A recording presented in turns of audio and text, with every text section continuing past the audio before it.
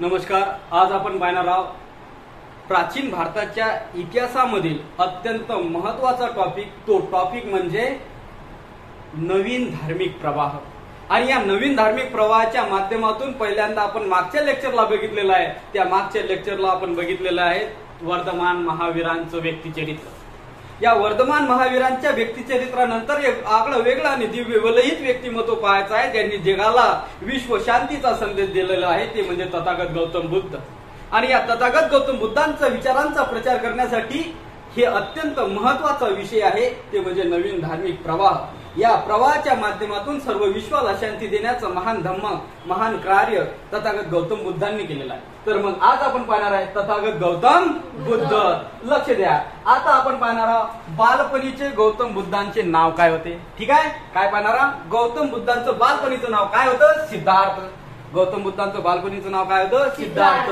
त्यांनाच गौतम असंही म्हटलं जायचं, त्यांनाच बुद्धही म्हटलं जायचं, त्यांनाच सबुद्धही म्हटलं जायचं, त्यांनाच तथागतही म्हटलं जायचं. आणखी एक नाव आहे, त्यांना शाक्य मुनी सुद्धा म्हटलं जायचं. असं हे अनेक वेगवेगळ्या विशेषणांनी संबोधलं गेलेलं एकमेव व्यक्तिमत्व म्हणजे तथागत गौतम बुद्ध. आता लक्ष द्या, यांचा कालखंड कधी आहे तर इसवी सन पूर्व 563. यांचा कालखंड कधीचा आहे? इसवी सन पूर्व 563. लक्ष द्या. जन्म ठिकाण आहे यांचं नेपाळ मधील लुंबिनी, अर्थातच वैशाली नगरी जवळील नेपाळ आणि लुंबिनी या ठिकाणी त्यांचा जन्म झाला. काय झाला? जन्म झाला. ठीक आहे. यांच्या आईचं नाव काय होतं तर महामाया किंवा मायावती असंही म्हटलं जाते. ठीक आहे. वडिलांचं नाव काय होतं तर शुद्धोधन.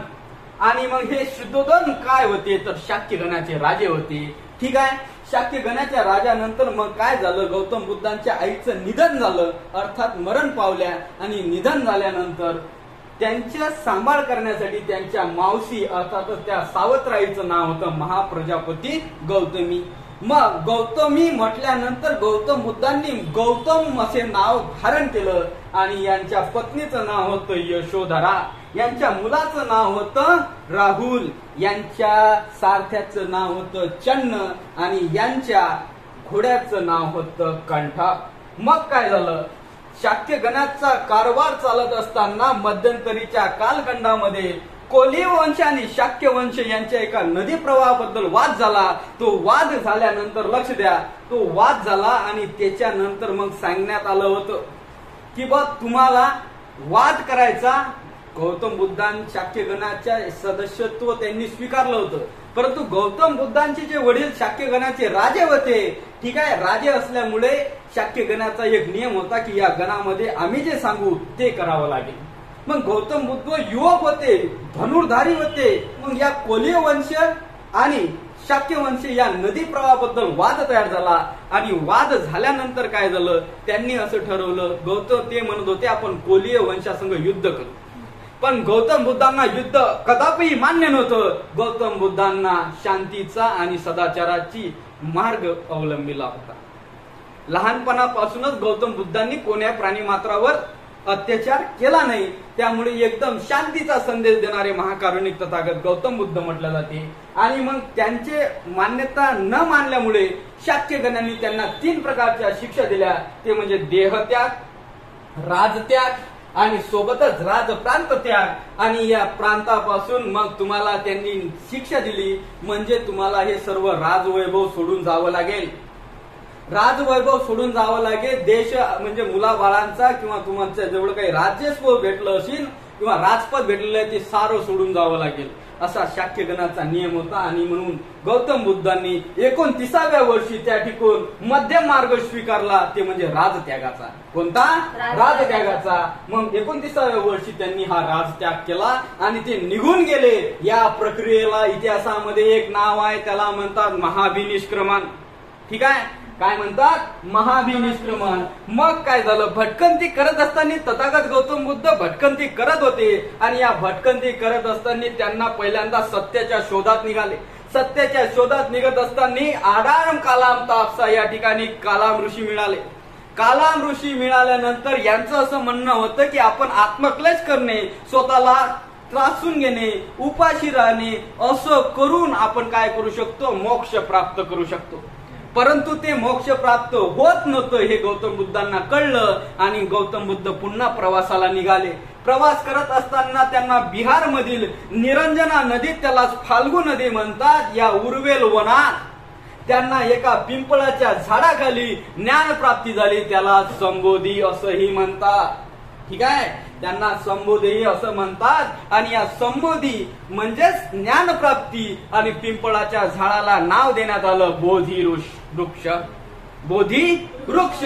आणि मग यांचं पहिलं प्रवचन तयार झालं. अनेक प्रकारचे लोक भिक्खुगण त्यांना एकत्र झाले. जागोजागी शांतीची, सदाचाराची शिकवण देण्यासाठी करण्यात आलं.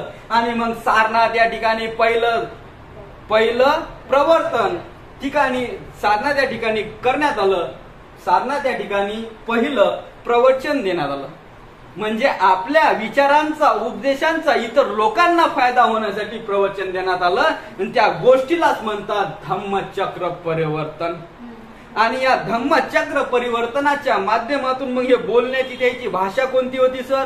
तर पाली या भाषेमधून त्यांनी धर्माचा प्रचार केला. ठीक आहे, लक्ष द्या. मग आणखी एक तुम्हाला आयोग प्रश्न विचारू शकते की मग गौतम बुद्धांनी त्यांचे पीठिक, ठीक आहे, त्रिपिटक आहे, ते अत्यंत महत्व आहे.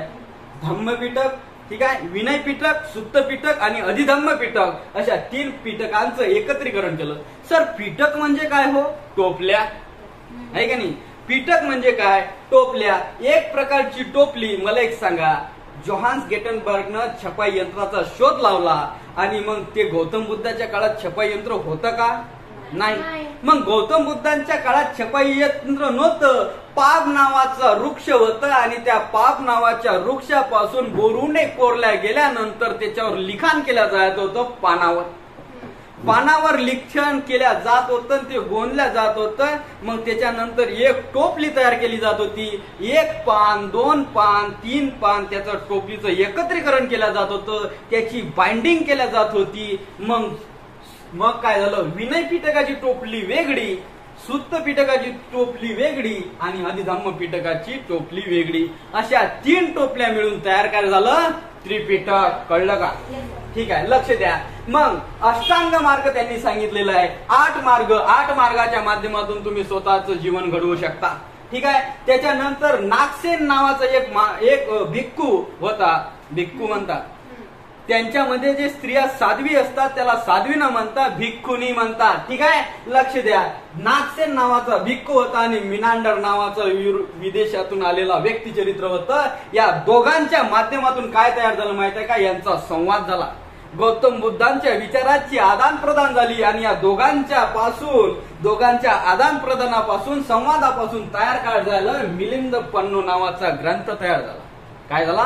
मिलिंद पन्नो नावाचा ग्रंथ तयार झाला. तर लक्ष द्या, परीक्षेच्या दृष्टिकोनातून बौद्ध धर्माचे 4 धर्म परिषदा आपल्याला विचारल्या जातात. ते लय महत्वाचे आहेत. लक्ष द्या. इसवी सन पूर्व 483 मध्ये अजातशत्रू याने राजगृह या ठिकाणी बौद्ध धर्माची पहिली परिषद भरवली. मग अध्यक्ष सर कसा लक्षात ठेवा, आहे का नाही?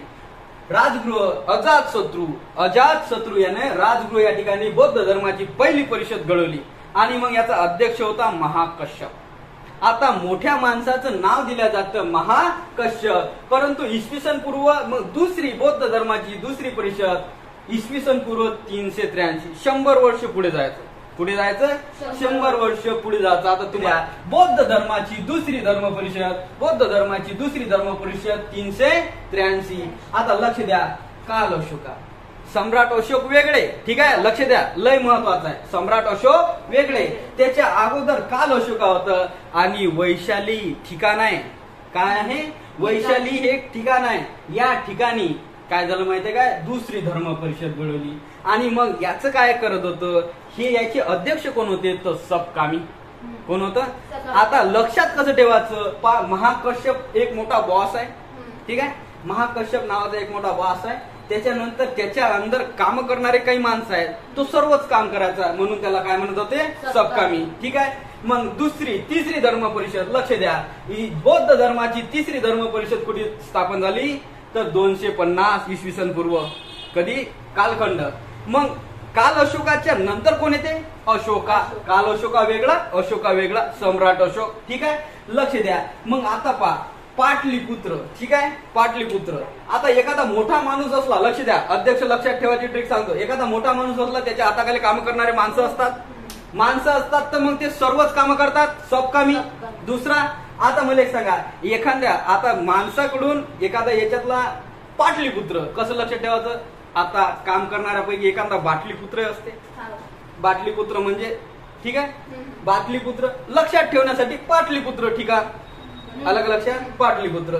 मग त्याच्यातला मग काय, एखाद्या आपल्या मालकाला चांगलं सांगायचं आहे, आपल्या मालकानं वाहवा केली पाहिजे, सरनं वाहवा केली पाहिजे.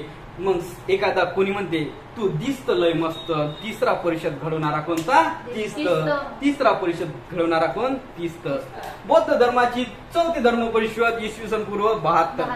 कोण होता? कनिष्क.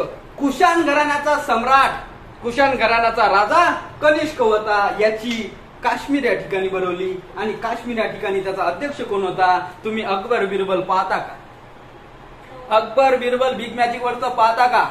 ज्याच्यातला वासूचा मित्र नावाचा 4था धर्म परिषद घडवणारा होता. ठीक आहे, मग याच धर्म परिषद मध्ये ज्या काश्मीरमध्ये भरली होती, ठीक आहे, लक्ष द्या, त्या काश्मीरमध्ये भरली होती. याच्यात 2 भाग पडले, त्याला म्हणतात ही महायान आणि हीनयान. बुद्धांच्या मूर्तीची पूजा करणारे, बुद्धांच्या मूर्तीच्या पूजेची विरोध करणारे, असे 2 जण पडले. मग सरते शेवटी तथागत गौतम बुद्धांचा अंतिम काळ जवळ आला. तथागत गौतम बुद्धांचा अंतिम काळ जवळ आला. सर्व भिक्खूगण त्याच्या जवळ होते आणि मग त्याच्यानंतर त्यांच्या सहवासात असंच भटकंतीचं न म्हणता किंवा धर्मप्रचाराचं काम करत असताना आपला संदेश, आपल्याला मिळालेलं जो ज्ञान आहे ते जनतेपर्यंत पोहोचवण्यासाठी तथागत गौतम बुद्ध शेवटच्या श्वासापर्यंत आपला काय करत राहिले? जनतेला धम्माचं ज्ञान देत राहिले, चांगलं जीवन जगण्याची संजीवनी देत राहिले. आणि सरते शेवटी तथागत गौतम बुद्धांचा उत्तर प्रदेशातील देवरिया जिल्हा कृषी नगर या ठिकाणी तथागत गौतम बुद्धांनी शेवटचा श्वास घेतला. आणि तो कालखंड आहे इसवी सन पूर्व 483. याच प्रक्रियेला मोठ्या व्यक्तिमत्वाचं महानिर्वाण असं म्हटलं जातं. साधारण व्यक्ती जर वारले तर त्याला मृत्यू असं म्हणतात, परंतु दिव्य वलहित व्यक्तिमत्व जर वाढलं तर त्याला महानिर्वाण असं म्हणतात.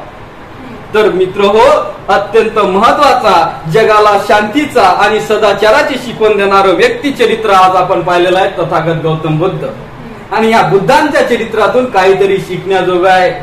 अत्यंत जीवनाला यशस्वी चांगलं वळण लावण्यासाठी तथागत गौतम बुद्धांचे विचारच चालू शकते. कारण आपल्याला युद्ध नव्हे तर काय हवं? बुद्ध.